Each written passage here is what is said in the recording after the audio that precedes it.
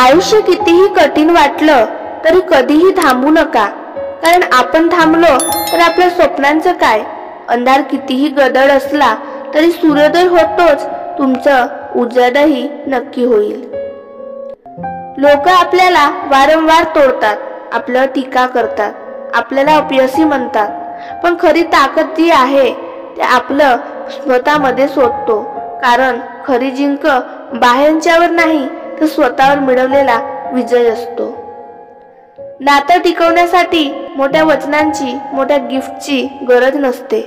थोडं प्रेम, थोडी समजूत आणि थोडासा विश्वास एवढंच पुरेसं असतं. कारण विश्वास तुटला की कुठलंच नातं जगात टिकत नाही. दुःख येतात ते आपल्याला हरवायला नाही तर शिकवायला येतात. कारण आनंदाचे खरं मूल्य फक्त तो माणूस ओळखतो ज्यांना दुःख जवळून पाहिली असतात. पडणं ही कमजोरी नाही तर प्रत्येक वेळी उठून पुन्हा लढण्यासाठी आयुष्याने दिलेली नवी संधी असते.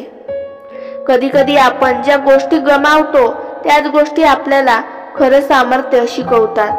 हरवलं म्हणून दुःखी होऊ नका, कारण हरवल्यानंतरच मिळणं अधिक सुंदर असतं.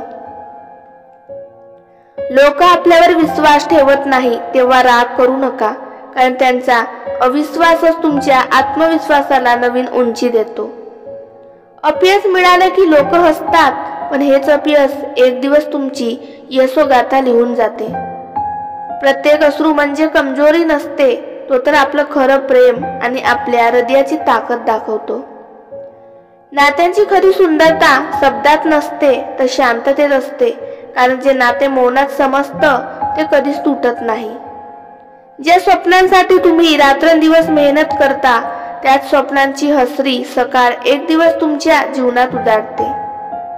वेळ ही जगातली सर्वात मोठी शिक्षक आहे. ती कोणालाही न दुखावता शिकवते आणि न थकता आपल्याला घडवत राहते. मोठं होणं म्हणजे फक्त उंच शिखर गाठणं नाही तर दुसऱ्यांना सोबत घेऊन जाणं हीच खरी मोठेपणाची ओळख असते.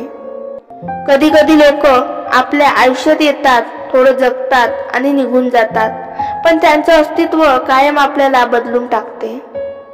आई वडिलांचं प्रेम हे देवाने दिलेलं सर्वात मौल्यवान दान आहे. कारण त्याशिवाय आयुष्य कितीही श्रीमंत असलं तरी अपूर्ण वाटतं.